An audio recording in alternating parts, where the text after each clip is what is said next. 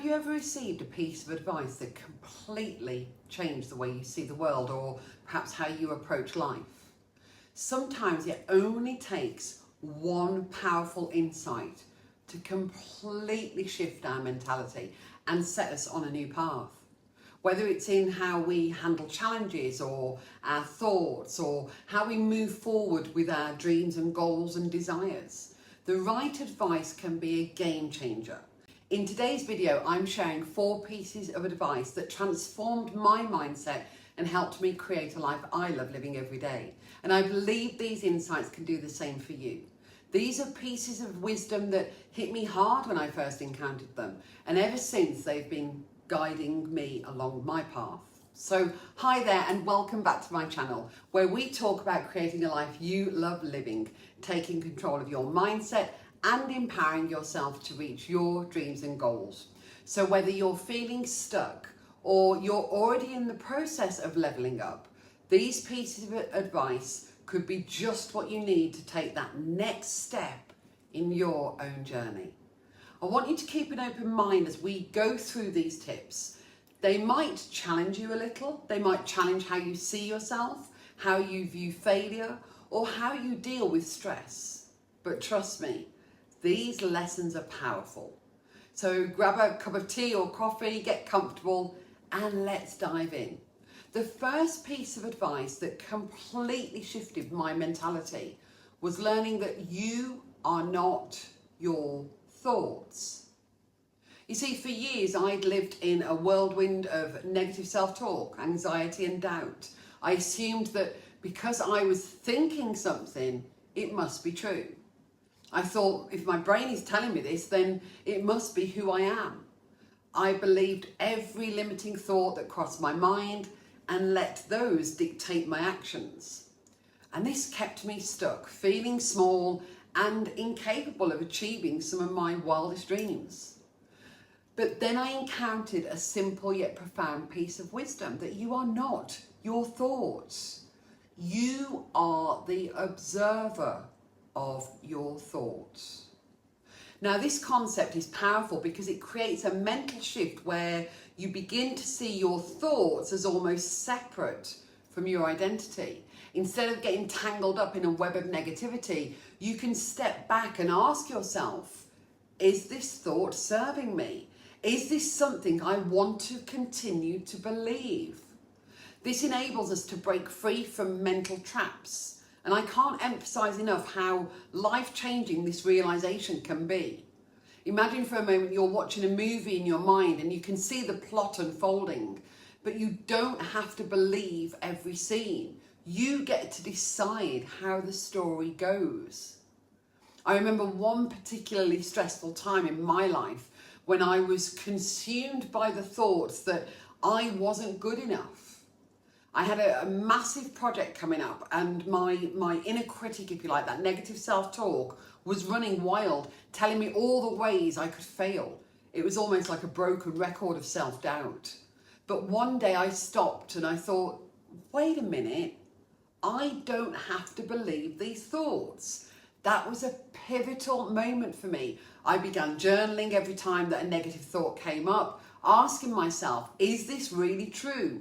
Or is this just my fear talking? I was surprised at how often those thoughts were simply false beliefs holding me back. Once I learned to be the observer, once I learned to observe them instead of getting trapped by them, everything began to change. So one thing I invite you to do is start noticing your thoughts. Try to do it without judgment. So if you catch yourself thinking something negative like, I'm not smart enough for this job, pause and say, that's just a thought. I don't have to believe it. Practice this daily and watch how your perspective opens up and ultimately changes. So the next time you have a thought that makes you feel bad about yourself, stop and remind yourself you have the power to choose which thoughts to focus on and which to let go of. You see, this simple shift can give you incredible freedom and control over all areas of your life. Now, the second piece of advice that shifted my mindset is the idea that what you focus on expands. If I could go back and give my younger self one piece of advice, it would be this: that your attention is your most valuable asset. Where you put your focus will determine the quality of your life. If you focus on negativity, setbacks, or the things you lack, you'll keep finding more of those things. But if you focus on what's going right, on solutions, on gratitude, those positive things will multiply. For example, I used to be the kind of person who would fixate on every minor setback. If I hit a roadblock, I'd spend hours and hours and hours thinking about why things went wrong. My brain almost would just spiral into a loop of what ifs and the worst case scenarios.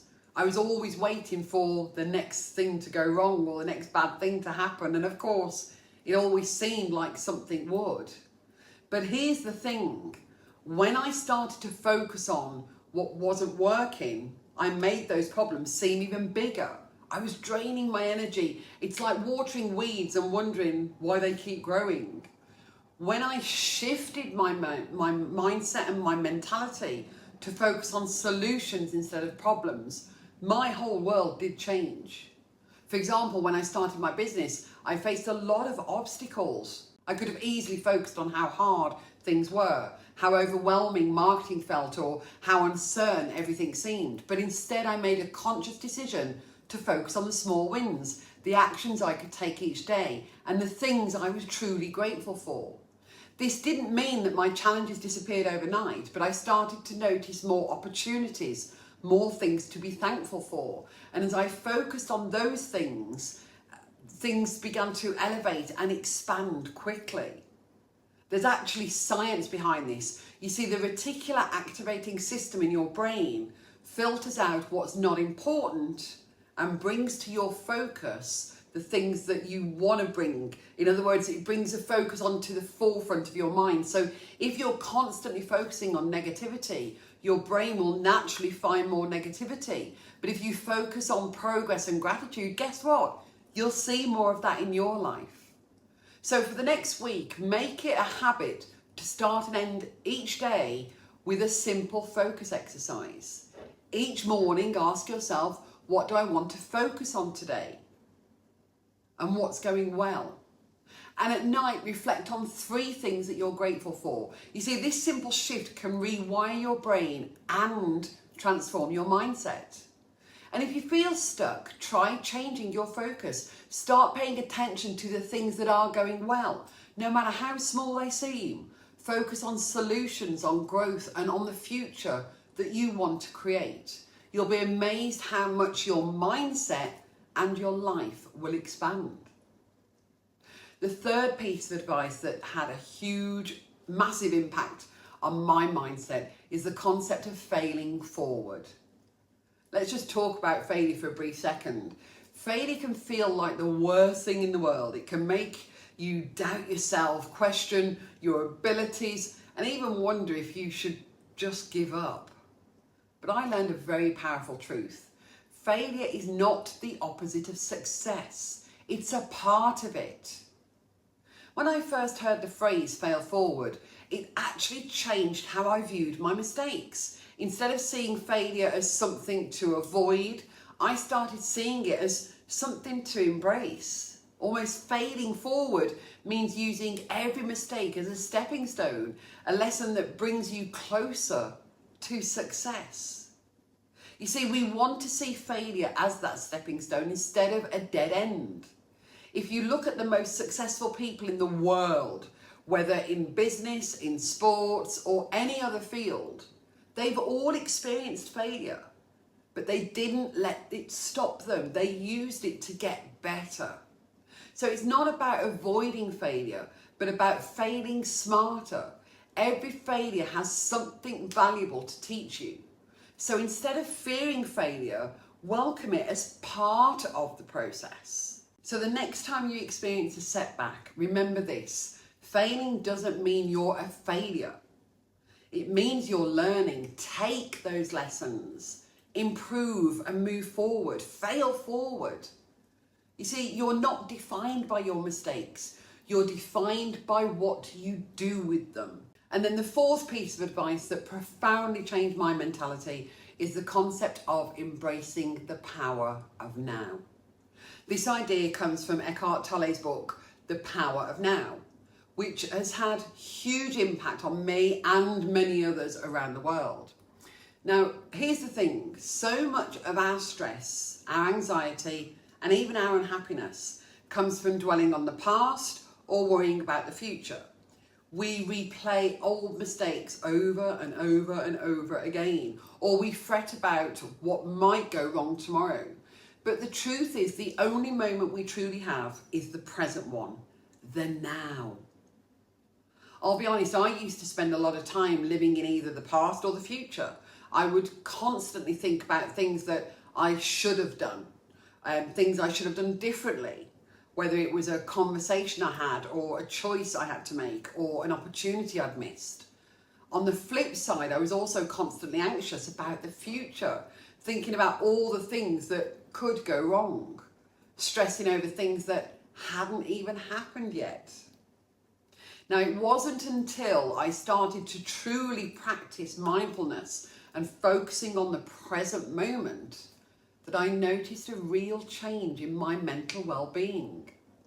One of the biggest breakthroughs I had was during a particularly stressful period in my life when I was almost juggling too many projects at once. My mind was racing literally 24/7 and I felt overwhelmed and a little out of control. I remember sitting down one afternoon and I was taking just a beautiful deep breath and just decided to focus on what was right in front of me. I stopped thinking about tomorrow or next week and I told myself, right now, all I need to do is focus on the task in front of me. It was like somebody had shifted 20 pounds off my back. It was like literally the weight lifted from my shoulders. When you truly embrace the power of now, you start to realise that most of the things we worry about either don't matter in the present moment or are completely out of our control. And when you release yourself from the mental chatter of the past and of the future, you make space for peace, clarity, and joy to enter your life. See, living in the moment doesn't mean you stop planning or preparing for the future. It just means that you learn to enjoy the journey instead of being consumed by what's coming next. So a great way to start embracing the power of now is through mindfulness or meditation, for example. Now, I like to practice mindfulness personally by doing something simple like focusing on my breathing or paying attention to the sounds around me. So I will go and sit on the beach and just listen. Now, you don't need any special tools or training. Just close your eyes and take a few deep breaths, letting go of any thoughts about the past or the future. Even just 3 or 4 minutes a day can make a huge difference. Another exercise to bring yourself back into the present whenever you catch yourself spiraling into worry or regret is ask yourself, what do I need to do right now? Focus on what's in front of you and you'll find that much of your stress starts to dissolve. You see, when you live in the moment, you free yourself from the mental noise that almost weighs you down. The present moment is where life happens, where joy exists, and ultimately where your power really lies. So start practicing this today and you'll notice how much lighter, clearer, and happier you begin to feel. Now, before we wrap up, I want to share a bonus piece of advice that has also been transformative for me, and that's self-compassion. Self-compassion is key. Many of you know already how much I love this tool, but the reality is we're often our own harshest critic. We beat ourselves up for making mistakes, for not being perfect, or for not being as far along in our journey as we think we should be. But let me ask you this. Would you talk to a friend the way you talk to yourself? And the answer to that is probably not. There was a time when I thought being hard on myself was the way to success. I thought that constantly pushing myself, never giving myself a break, and criticising my own efforts would actually make me stronger and more productive. But I've learned that self-compassion, being kind to yourself, is far more powerful than me being my own worst critic. Now, self-compassion doesn't mean letting yourself off the hook or making excuses. It means acknowledging that you're human, that you'll make mistakes, and that you're worthy of kindness even from yourself. When I started practicing self-compassion, I noticed that I was actually more motivated, more resilient, and much, much more creative. Instead of spiraling into self-doubt when something didn't go perfectly, I would tell myself, it's okay, you did your best, what can we learn, and I can try again. You see, this helped me to recover from setbacks faster and move forward with more energy and positivity. Here's a simple exercise for you that you can try the next time that you make a mistake or something didn't go as planned. So instead of immediately jumping to self-criticism, we pause for a moment and try saying something kind to yourself. For example, it's okay, everyone makes mistakes, or you're doing your best and right now that's enough. You see, practicing self-compassion can help you build a more empowering, supportive relationship with yourself. Remember, our relationship with ourselves is the most important relationship we'll ever have. Remember, self-compassion isn't a sign of weakness, it's a sign of strength. When you're kind to yourself, you give yourself the grace and encouragement you need to keep moving forward, even when things get tough. So there you have it, 4 pieces of advice plus a bonus that changed my mentality and helped me create a life I love living every day. So let's just do that quick recap. Number 1, you are not your thoughts. Learn to observe your thoughts and recognize that they don't define you. The second one, what you focus on expands. Shift your attention to solutions and gratitude and watch those areas of your life grow. The third one is to fail forward. Embrace failure as a learning opportunity that brings you closer to success. And the fourth one, embrace the power of now. Live in the present moment where true peace and joy exist.